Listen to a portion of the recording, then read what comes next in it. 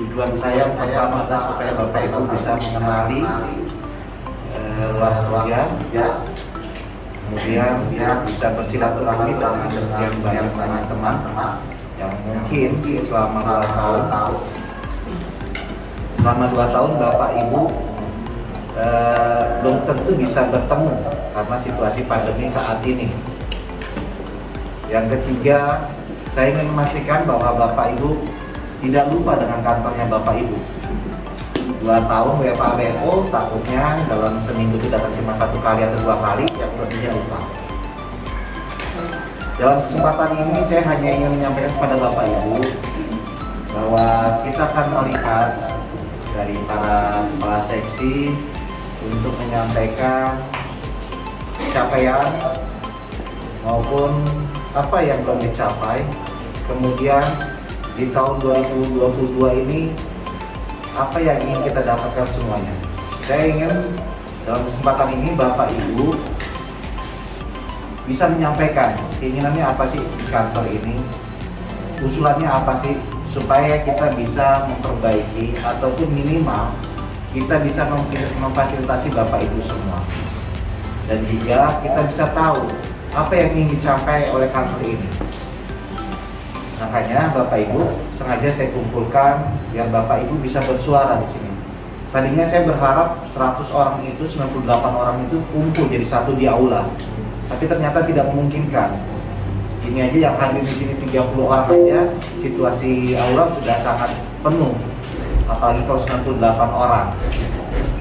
Nah, Bapak Ibu, saya tidak banyak memberikan arahan kepada Bapak Ibu. Saya hanya ingin Bapak Ibu menyampaikan apa yang ingin kita capai di tahun 2022 ini.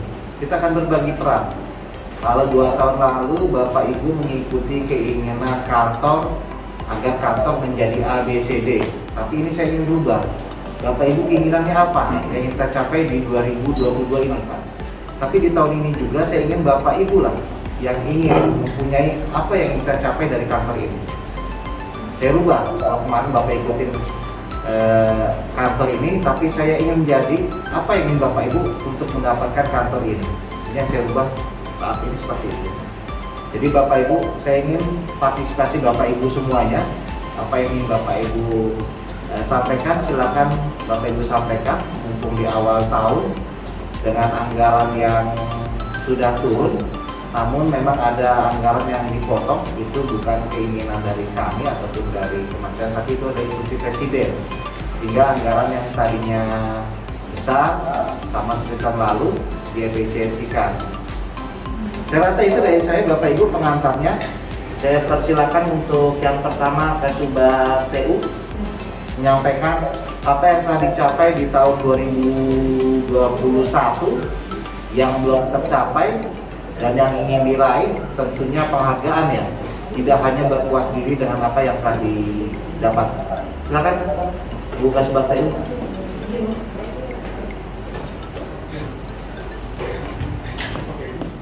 Walaupun kita jadi hingga peringkat 3, tapi itu insya Allah tahun depan kita akan perbaiki. Di bidang keuangan,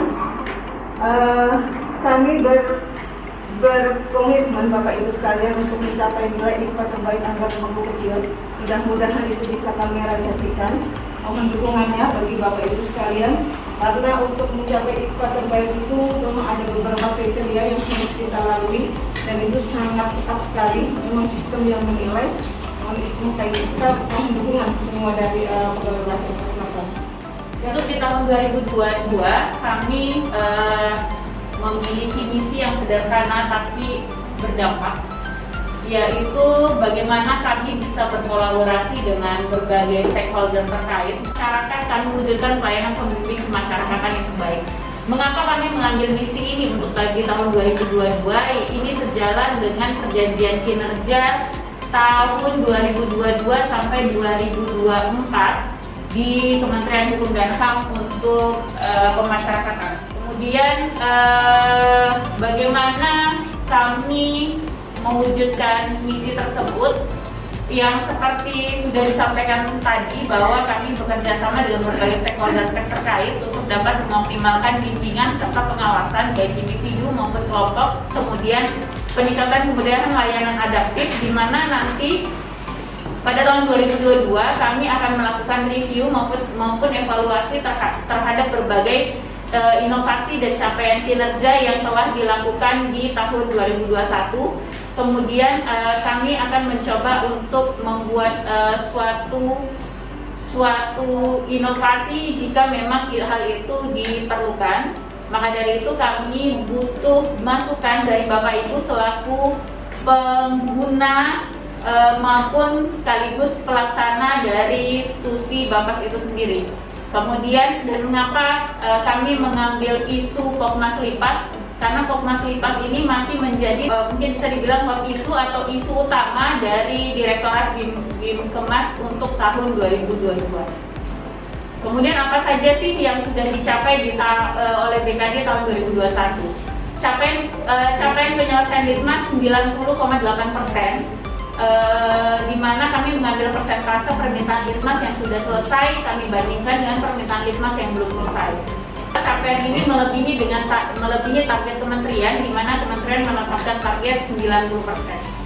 Dari 9 klien Bapas Jakarta Selatan, kita kelompokkan, kita bagi pidana pasal 170 KUHP penganiayaan, ada 7 klien, narkotika 1 dan undang-undang darurat 1 klien.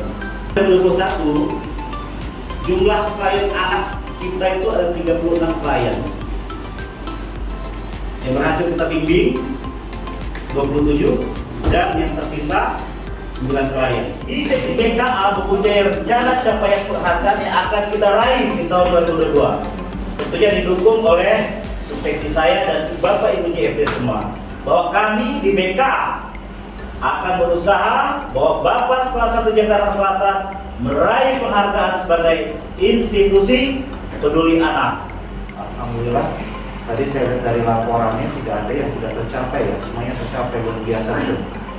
Terima kasih kepada Bapak Ibu semua yang sudah menyampaikannya. Ada catatan saya kepada Bapak Ibu, terutama kepada teman-teman semua. Bukan hanya kita sebagai struktural yang harus memajukan kantor ini, bukan, tapi keseluruhan dari teman-teman juga. Karena majunya kantor ini bukan akan disebut oleh si A, si B, si C, tapi keseluruhan kantor ini. Ini yang harus Bapak Ibu perhatikan.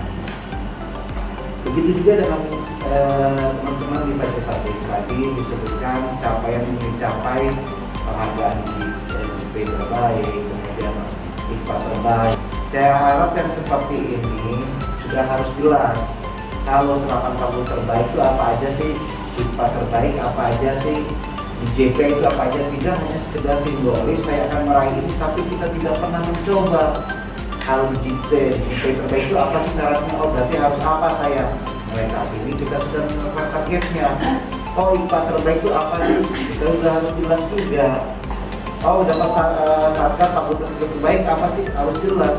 Karena saya perhatikan teman-teman keseluruhannya, termasuk buat saya juga semuanya nih, kita di awal ini kayak sprinter. Bapak Ibu pernah tahu sprinter kan? Sprinter dia lari cepat. Begitu start, kencang dia lari. Tapi pas mau saat finish, 10 meter 20 finish, 10 atau 20 meter kita mau finish, tengah kita. Kita sudah beberapa kali ini saya perhatikan, beberapa saatnya sudah tertinggal oleh Bapak Selatan ini. Kita paling depan nih. Tapi pada saat mau finish, kalah terus. Karena apa? Teman-teman sudah terlena, karena kita sudah di depan. Tapi tidak pernah memonitor untuk sampai finishnya itu tidak dilihat lagi. Kita di depan kok. Yang lain tidak akan mengejar kita. Salah.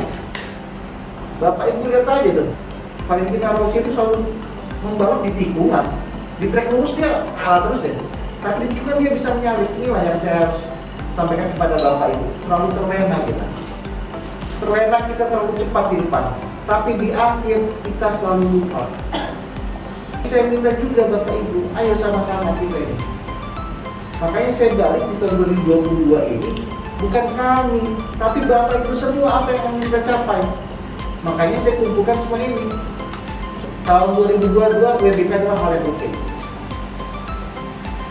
dapat syukur nggak yang sudah. Tapi saya minta prestasi apa yang harus kita dapat sebagai BPK.